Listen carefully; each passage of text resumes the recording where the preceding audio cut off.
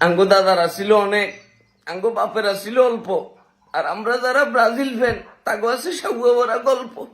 যাও মনা মুতি আসি হুতি যাও, আর কোনো সুযোগ নাই। রাস্তার ভিতরে বাড়িতে পাইতাম না, এখন পোলা পানি দেখলে বলবো ভাই আপনার 3 পিস কই, ভাই আপনার 3 পিস কই। আগে ডাকতো 7 আপ, এখন ডাকবো 3 পিস। মানে বেজ্জতি করবি, এরকম করি বেজ্জতি। তাদের ঘরের মাটি একটু নিজেদের ইজ্জতটা রাখতে পারলি না ভাইয়া। মানে লাস্ট 6টা বছর তাদেরকে হারাইতে পারি না। এখন এই যে এখন তো তারা বলবো যে কি মেসিও তো খেলে নাই, মেসি যদি দায়িত্ব তাহলে এক যেমন কনফার্ম 7 আপ না আপার 10 হয়ে যেত ডাইরেক্ট ভাইয়া।